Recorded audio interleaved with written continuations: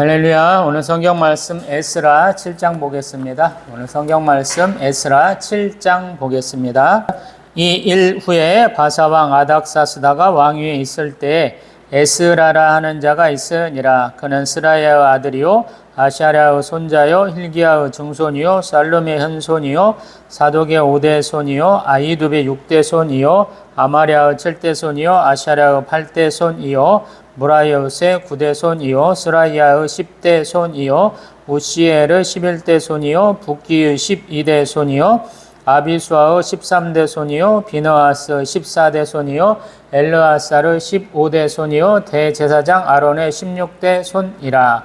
이 에스라가 바벨론에서 올라왔으니 그는 이스라엘의 하나님 여호와께서 주신 모세의 율법에 익숙한 학자로서 그의 하나님 여호와의 도우심을 입음으로 왕에게 구하는 것은 다 받는 자이더니 아닥사스다 왕 제7년에 이스라엘 자손과 제사장들과 레위 사람들과 노래하는 자들과 문지기들과 느디님 사람들 중에 몇 사람이 예루살렘으로 올라올 때에 이 에스라가 올라왔으니 왕의 제7년 다섯째 달이라. 첫째 달 초하루에 바벨론에서 길을 떠났고 하나님의 선한 손에 도우심을 입어 다섯째 달 초하루에 예루살렘에 이르니라. 에스라가 여호와의 율법을 연구하여 준행하며 율례와 규례를 이스라엘에게 가르치기로 결심하였더라. 여호와의 계명의 말씀과 이스라엘에게 주신 율례 학자요 학자 겸 제사장이 에스라에게 아닥사스다 왕이 내린 조서 초보는 아래와 같으니라. 모든 왕의 왕 아닥사스다는 하늘의 하나님의 율법의 완전한 학자 겸 제사장 에스라에게 조서를 내리노니 우리나라에 있는 이스라엘 백성과 그들 제사장들과 레위 사람들 중에 예루살렘으로 올라갈 뜻이 있는 자는 누구든지 너와 함께 갈지어다. 너는 내 손에 있는 내 하나님의 율법을 따라 유다와 예루살렘의 형편을 살피기 위하여 왕과 7 자문관의 보냄을 받았으니 왕과 자문관들이 예루살렘에 거하시는 이스라엘 하나님께 성심으로 드리는 은금을 가져가고 또 내가 바벨론 온도에서 얻은 모든 은금과 및 백성과 제사장들이 예루살렘에 있는 그들의 하나님의 성전을 위하여 기쁘게 드릴 예물을 가져다가 그들의 돈으로 수 송아지와 수단과 어린 양과 그 소재와 그 전제의 물품을 신속히 사서 예루살렘 내 하나님의 성전 제단 위에 드리고 그 나머지 은금은 너와 너의 형제가 좋게 여기는 일에 하나님의 뜻을 따라 쓸지며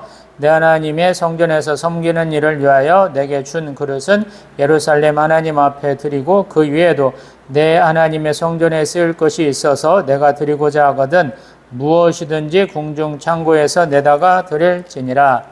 나 곧 아닥사스다 왕이 유브라데 강 건너편 모든 창고지기에게 조서를 내려 이르기를 하늘의 하나님의 율법 학자 겸 제사장 에스라가 무릇 너희에게 구하는 것을 신속히 시행하되 은은 100달란트까지 밀은 100보루까지 포도주는 100박까지 기름도 100박까지 하고 소금은 정량 없이 하라.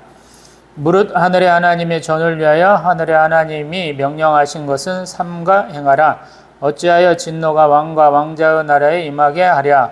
내가 너희에게 이르노니 제사장들이나 레위 사람들이나 노래하는 자들이나 문지기들이나 느디님 사람들이나 혹 하나님의 성전에서 일하는 자들에게 조공과 관세와 통행사를 받는 것이 옳지 않으니라 하였노라.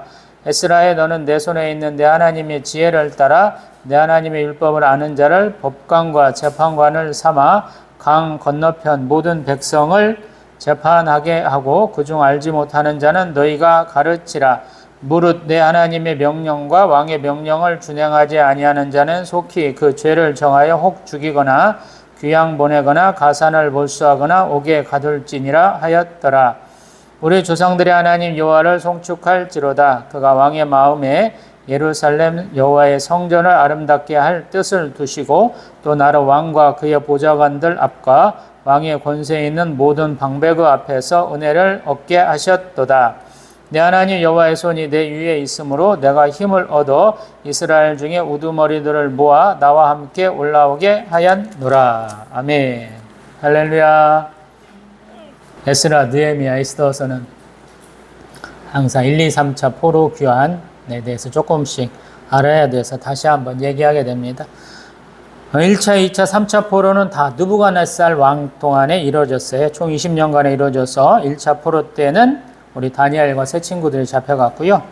그 다음에 2차 포로 때는 에스겔과 모르드게가 잡혀갔습니다. 3차 포로 때는 예루살렘이 멸망을 했죠.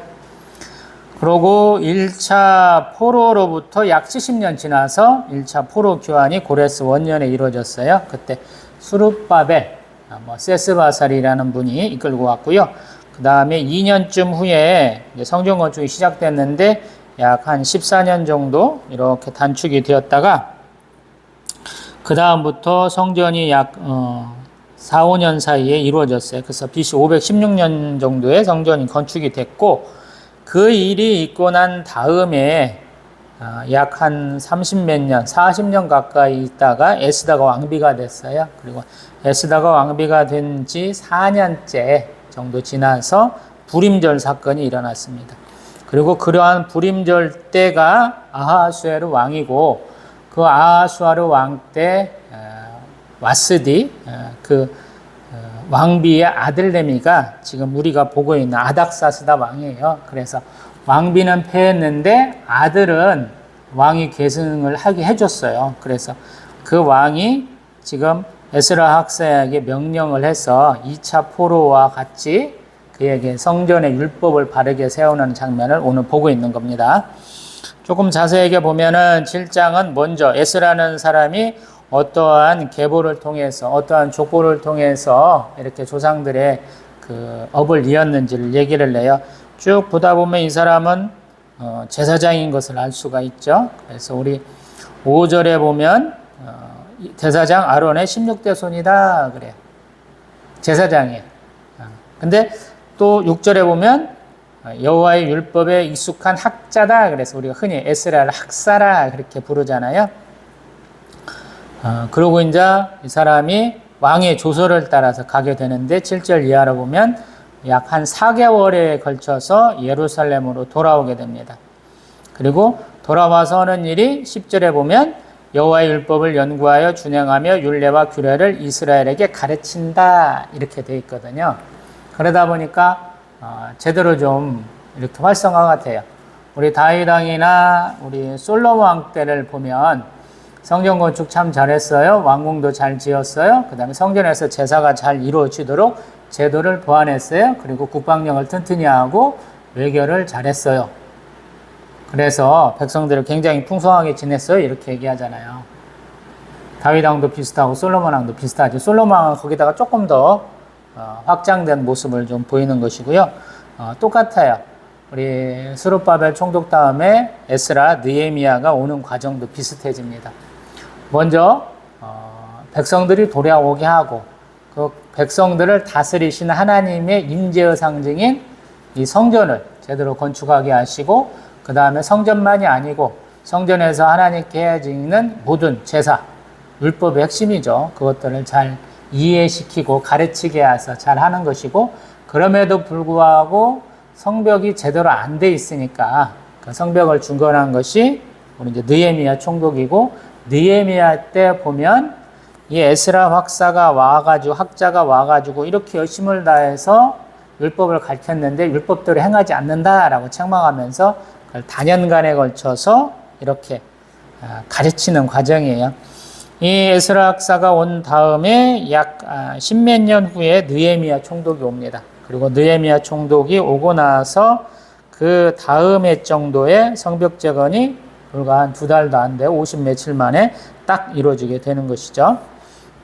그리고 지금 이러한 에스라 학사의 사역의 기초가 되는 우리 아하수에로 아닥사스다 왕이 어떻게 조서를 내렸느냐 하는 것이 11절 이하로 쭉 있어요. 자, 그 내용을 잠깐 또 봅니다. 11절에 보면 우리 에스라는 어떤 사람이냐? 율례학자다, 학자다, 제사장이다 그래요. 대단한 사람인 거예요. 제사장이면서도 율법에 정통하다 그래요. 이거 쉽지 않아요. 우리 사도행전에도 보면 우리 제사장들이 쭉 있죠. 근데 제사장들이 우리 공회 가운데서 우리 사도들을 이렇게 많이 다그치려고 하는데 익숙하지 못해요, 사실은. 말빨이 안 되거든요. 심지어 가말리엘이라는 사람은 율법교사다 그러는데 이분이 우리 바울의 스승쯤 되시는 분이죠. 이분이 말을 하는데 반격을 못해요. 이것은 뭐냐면 계급으로 내려오는, 소위 말해서 피를 통해서 계승되는 것과 함께 실질적인 학문의 정도는 다르다라는 거예요. 그래서 에스라 학사가 대단한 분인 겁니다. 제사장이면서도 율법학자. 이건 쉽지 않은 거예요. 굉장히 열심히 일해야 되는 겁니다. 일반적인 사람들이 율법학자가 되려면 굉장히 타고난 은사가 있어야 돼요. 초등, 중등, 고등교육을 다 마쳐야 돼요. 그리고 그것도 쉽지 않아요. 소위 말해서 제사장들이 30세부터 활동을 제대로 본격적으로 한다라고 그러는데 그것 가지고도 안 되는 거예요. 그러니까 이분은 참 대단한 분인 것으로 우리가 생각하면 됩니다. 그리고 조금 재밌는 게 에스라 학사가 온 것이 약 BC 458년이에요. 3차 포로 때가 약 586년이에요. 단순하게 계산하면 약 한 120 몇 년, 거의 130년 후의 사람이거든요. 그게 소위 말해서 이민 1세대도 아니고 2세대에서 2.5에서 3세대쯤 되는 사람일지 몰라요. 바벨론 땅에서 100 몇십 년 지난 다음에 다시 귀환한 분이니까 굉장히 귀한 분이다라고 볼 수 있죠. 제가 에스라 앞에 6장, 또 그 다음에 우리 에스더서 보면서 다시 이렇게 넘어오고 있잖아요. 근데 포로로 잡혀간 곳에서 태어나신 분, 이민자들이, 이민 2세대쯤에 해당하는 분들이 다시 고향 땅에 돌아와서 부모의 그 업을 잇는 것, 사명과 소명을 잇는 것은 쉽지 않은 것이다 라는 거예요. 굉장한 열심을 가지고 일하는 것이고 또 그것을 다른 사람이 인정하기까지라는 것은 더 어려운 거예요. 그래서 사실 보면 이분은 거의 하나님이 내신 분이다 라고 볼 수 있어요. 우리 성경에서 쭉 중심인들을 보면 그분들은 굉장히 하나님이 내신 분이에요. 하나님이 그렇게 성장하도록 그러한 역할을 감당할 수 있도록 이렇게 이끄신 분이다 라고 볼 수 있거든요. 그래서 이분은 굉장한 분이에요.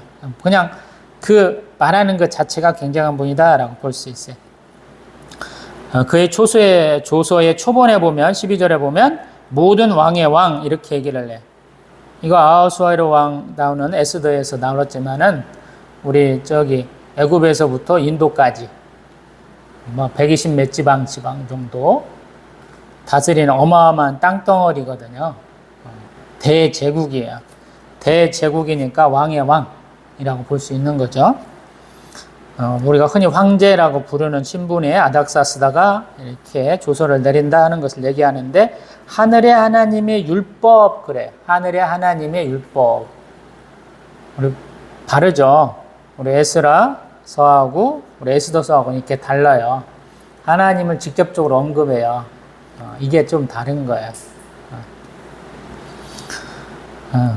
하늘의 하나님의 율법에 완전하다 그래. 율법에 완전하다 그래. 참 쉽지 않은 거다라고 말씀해 봤고요. 그러한 평가를 받는 학자 겸 제사장 에스라에게 조서를 내린다 그러면서 원하는 사람 다 데리고 가라고 13절에 얘기를 해요. 예루살렘으로 올라갈 뜻이 있는 자는 누구든지 너와 함께 가라라고 얘기를 해요. 소위 말해서 사람을 뽑을 수 있는 권리를 줬다라는 거예요. 레위인 제사장 같은 경우에는 원하는 대로 데리고 가라고 얘기하는 것이고요. 또 왕과 7 자문관의 보냄을 받았다 그래서 굉장히 그 소위 말해서 최고 권력층, 우리로 말하는 국무회의 이상의 어떤 최고 결정권자 회의에서 이것이 승인된 거야 라고 얘기를 해주면서 또 15절에 뭐냐면 하나님께 성심으로 드리는 은금을 가져가 라고 얘기를 해요. 자기들도 제물을 드리겠다 그래요. 우리 다니엘서 보면 왕의 조서가 항상 여호와 하나님을 높이자라고 얘기하잖아요. 또 하나님의 물품을 잘못 쓴 사람에 대한 얘기도 하잖아요. 그런 것처럼 하나님이 주신 물품 다 갖고 가 이렇게 얘기를 해요. 이 스룹바벨이라고 또 비슷하지만 우리 앞에 나오는 고레스 조서에서도 얘기하는 우리 3장에서 4장에서 쭉 얘기하는 내용, 왕의 조서에 무슨 내용이 있었는가 한번 살펴보자. 4장에서 문제가 되었고 5장에서 고레스 왕의 명령 어딘지 6장에서 또 다 얘기해 주잖아요. 그런 거랑 비슷해요. 다리오 왕의 조서가 무슨 내용이었는데 갖고 가고 싶은 거 많이 갖고 가, 이런 내용이 좀 있잖아요. 그런 것처럼 여기도 사람도 데리고 가고 성전에서 쓰는 기구들 싹 갖고 가, 그리고 너희에게 필요한 것도 갖고 가, 이렇게 얘기한다는 거예요. 참 쉽지 않죠. 소위 말해서 재량권을 준다는 건 쉽지 않은 거거든요. 무엇을 가져갈 줄 알아요.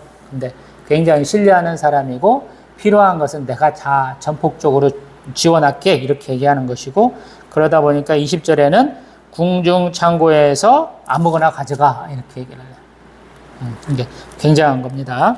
그 다음에 또한 강 건너편 모든 창고지기 21절. 강 건너편 그러면 되게 유브라데강 서편, 시리아, 레바논, 이런 땅들 다 포함해서 예루살렘으로 가는 길에 있는 사람들은 다 줘라, 이렇게 얘기를 하는 거예요. 그래서 이 당시 행정구역이 유브라데강을 딱 경계선으로 해서 동편과 서편으로 좀 확실하게 나뉘는 것 같은 느낌을 계속 받습니다. 성경에서는 계속 그렇게 얘기를 하고요. 그 강 건너편 그러면 되게 유브라데강을 기준으로 해서 서편을 얘기 많이 하거든요. 그 다음에 지원하는 물품, 왕궁에서는 마음대로 가져갈 수 있는데 성전에서 쓰던 기구들을 22절에는 그 창고에서 받을 수 있는 양이 있어요. 은이 100달란트, 밀이 100고루, 포도가 100밭, 기름도 100밭. 그래서 아마 은이 한 3톤 이상 되는 것 같아요. 톤수니까, 달란트니까. 그 다음에 밀은 한 22kg니까 22톤 정도 될란가요? 어마어마하죠. 포도주는 좀 100밭이니까 2.2톤 정도? 2.2kg니까 어마어마하게 많은 양 주고 있는 것이죠. 그리고 23절에 그것 외에도 혹시라도 하늘의 하나님이 명령하신 것은 삼가 행하라 라고 그래요. 이 말은 뭐냐면 에스라가 하나님이 이렇게 말씀하셨어요, 그러면 주라는 거예요. 이게 더 대단한 거죠. 자기 부하들한테도 줄 수 있는 만큼 많이 줘, 이렇게 얘기하는 것이고, 또 24절에 조공, 관세, 통학세 받지 마, 이렇게 얘기한 거예요. 세금 면제를 얘기를 해요. 대단한 거죠. 우리 다윗 왕도 왜 골리앗하고 싸우냐면 다윗이 골리앗을 이기면 아버지가 세금을 안 내도 된다는 얘기를 계속 주변 사람들에 두어 차례 묻잖아요. 그래서 용기 100배에서 나가거든요. 그리고 또 25절에 보면 그에게 재판권을 줘요. 강 건너편 모든 백성을 재판하게 하고 그중 알지 못하는 자는 너희가 가르치라 그래. 이게 뭐냐면 세금도 안 내도 돼, 필요한 물품은 다 받아도 돼, 또 그 다음에 사법권을 가지는 거야. 어마어마한 권리를 주는 거야. 그리고 또한 한마디 더해요. 26절에 무릇 내 하나님의 명령과 왕의 명령을 준행하지 아니한 자는 속히 그 죄를 정하여 혹 죽이거나 귀양 보내거나 가산을 몰수하거나 옥에 가둘지니라. 아멘. 강제성을 줘요. 소위 말해서 처벌권을 준다라는 거예요. 대단한 분이죠. 이렇게 받기 쉽지 않아요. 고향 땅에 돌아가는 포로들에게 그들의 신을 섬기게 하고 그들의 신의 제단에 드릴 수 있는 물품들 다 취하라고 그러고 그들의 자치권을 허용하는 것이거든요. 이건 굉장히 어려운 일이에요. 우리 이사야에서도 보면 40장 이후로 제2의 출애굽, 출 바벨론에 대해서 얘기를 하는데 하나님이 새일 새노래라고 얘기하시는데 그게 이거예요. 출 바벨론 해가지고 가서 다시 한번 하나님 나라, 하나님 백성이 되게 하신다는 뜻이거든요. 지금 그게 이루어지는 거예요, 지금. 하나님의 뜻에 의해서. 모세와 우리 여호수아라는 또 아론의 과 또 그의 자녀들에서 이루어졌던 일들을 여기서 이제 조금 다른 사람들 통해서 이루어지는 거예요. 그때는 혈통, 딱 한 가정을 사용하시는 듯한 모습이다면 이제는 하나님 일에 열심히 있는 사람들이 이렇게 줄지어서 쭉 나오게 하시는 거죠. 그리고 27절, 28절은 아마 하나님께 감사하는 기도나 찬송의 내용인 것 같아요. 하나님이 이렇게 주셨으니까 우리 하나님을 송축하자 그래요. 이 송축한다는 뜻은 뭐냐면 자기보다 높은 존재를 축복하는 거예요. 그래서 우리가 어떻게 하나님을 축복해요? 근데 하나님을 축복하는 행위가 송축이다라고 그래요. 이스라엘 사람들 이렇게 했어요. 우리가 이걸 이해를 못하는 거죠. 한국 사람들은. 굉장히 계급주의에 그냥 퍽 뻗어가지고 내가 어떻게 나보다 높은 사람을 축복해요? 근데 성경은 그렇다고 얘기를 해요. 하나님이 저도 축복한다 얘기하는 거예요. 그러면서 우리 28절에 내 하나님 여호와의 손이 내 위에 있다 그랬어요. 내 위에 있대 이렇게. 소위 말해서 안수하시는 것처럼 나와 함께 하시는 그런 모습으로 이렇게 그리면서 올라오게 하셨다라고 자기의 감사함과 하나님에 대한 감사를 표현하고 있어요. 무척 더운 날입니다. 오늘 2024년 말복이고요. 저는 막 등으로 땀이 막 폭포수처럼 쫙 흘러내리네요. 근데 이분들도 그렇게 더 힘든 여정이었을 거예요. 쉽지 않은 거죠. 4개월 만에 무사하게 왔다는 건 쉽지 않은 거거든요. 우리가 물론 창세기에서 야곱이 자기 아내들과 우리 자녀들과 또 가축들 데리고 열심히 도망가는데 물론 외삼촌 라반한테 중간에 한번 잡혀갖고 쉬다 왔습니다만 그것도 잘 온 거잖아요. 여기도 잘 온 거예요. 왜냐하면 소수의 사람들이 그것도 각종 보물을 가지고 온다는 것은 쉽지 않은 거예요. 성전에 있는 기구들은 물론 이제 청동을 놋그릇이라고 하는 청동 그릇들이 많겠지만 오히려 은금들이 더 많을 수 있거든요. 그럼 이것들을 뺏길 수 있다라는 거예요. 근데 그것조차도 왕이 조서를 통해서 아마 보내주고 아마 그 호송대를 만들어서 보내지 않았을까 싶거든요. 그래서 안전하게 왔다는 거야. 이게 참 대단한 거야. 우리는 제국 내에서는 치안이 잘 확보되겠거니 이렇게 생각을 많이 하거든요. 근데 그렇지 않을 수 있다라는 거. 우리는 중국하고 일본 옆에 있다 보니까 산속에서 산적들이 나오고 강에서 수족들이 나오고 바다에서 해적들이 나와 이렇게 얘기하잖아요. 이 사람들도 바다에 해적이 있고요. 사막에도 도적대들이 많아요. 쉽게 말해서. 우리 말레카 해협, 싱가포르 인근으로 지나다 보면 좁은 해로가 있기 때문에 그 해로에서 낮에는 고기 잡다가 저녁에는 해적된다 이런 얘기들 많이 했었잖아요. 여기도 마찬가지인 거예요. 유목민족인데 약탈로 바뀔 수 있다라는 거. 근데 그 과정을 잘 왔어요. 이렇게 얘기하는 거. 그래서 이게 좀 대단한 거야. 내가 뜻을 세운다고 이루어지는 때가 아니다라는 거예요. 하나님 함께 하셔야지 되는 거예요, 이게. 근데 우리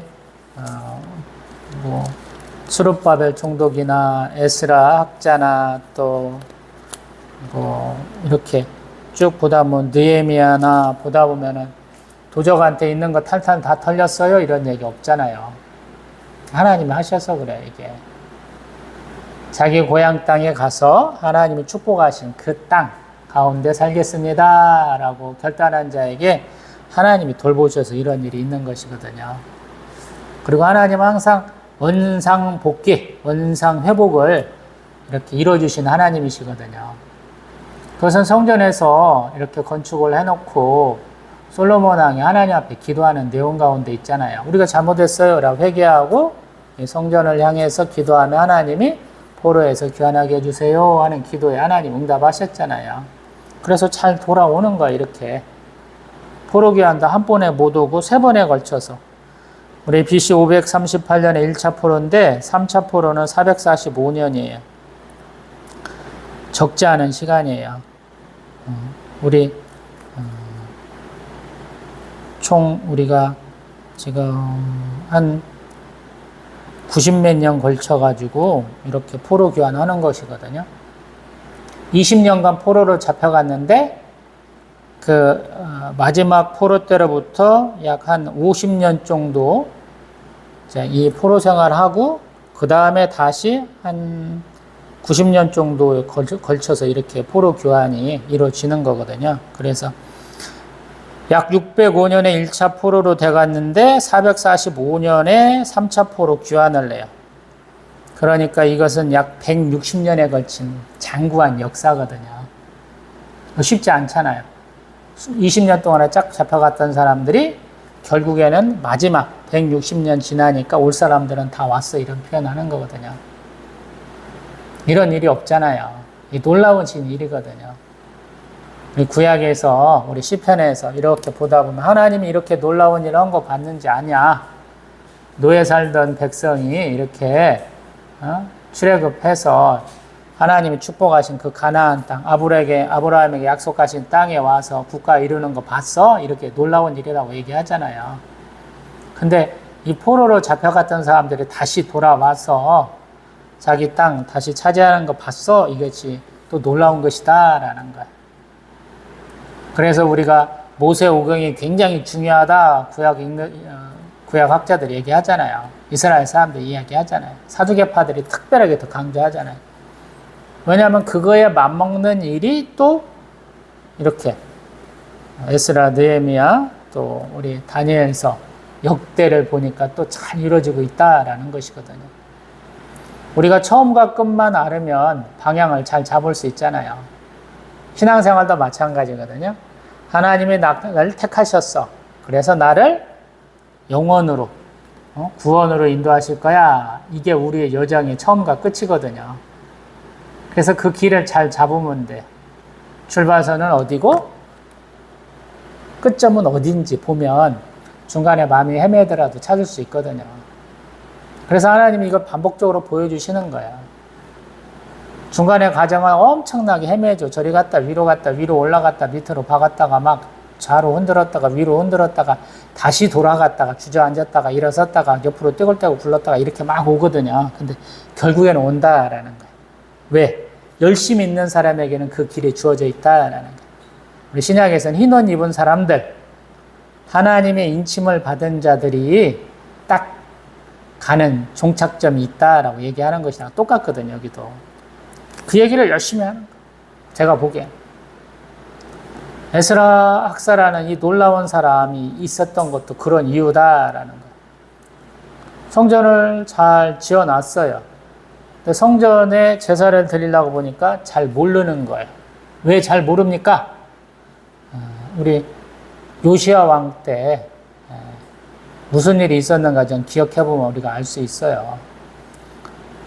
성전을 깨끗하게 치다 보니까 책이 나왔다는 거야. 이 책이 우리에게 심판을 표하고 있는데, 심판을 얘기하고 있는데 뭔 말인지 못 알아듣겠다고 난리가 나서 다 물어보잖아요. 여선지 훌다에게까지 물어보고 나서 결론을 내리잖아요. 또 다시 한번 온 나라에 어떤 종교개혁 운동을 하잖아요. 그랑 똑같은 거예요. 세월이 지나가니까 점점 희미해지는 거예요. 퇴색해가고. 그걸 새롭게 할 수 있는 사람이 필요한데 그러한 역할에 맞는 사람이 요분이라는 거예요. 에스라. 그래서 대단한 거예요. 그것도 포로 1차 포로로 때부터 잡혀와서 긴 세월 3분이 아니고 이민 한 2세대나 3세대쯤 되는 분이 이렇게 역할을 잘 하러 온다는 거예요. 쉽지 않은 거죠, 이게.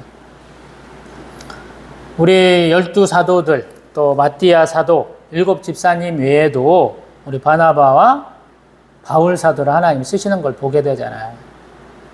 이게 또 놀라운 것이다라는 거예요. 왜냐하면 그 시대에 맞는 사역할 수 있는 분이 있고 시대가 바뀌면서 환경이 바뀌면서 또 다른 누군가가 필요하거든요. 그때 하나님이 주시는 거예요. 12사도들이 아무리 열심을 해도 바울 사도만큼은 안 된다라는 거예요. 예수님이 말씀을 하셨지만 무지렁이 있는 사람들, 이방신을 믿던 아주 유대교도 모르고 하나님도 모르는 사람들한테 얘기하기는 쉽지 않은 상황에서는 바울 사도가 필요한 분이다라는 것이거든요. 똑같아요. 그런 상황이 좀 필요해서 에스라 학사라는 분이 오시지 않았나 이렇게 생각이 됩니다. 이분의 활약상은 또 이어서 보겠습니다.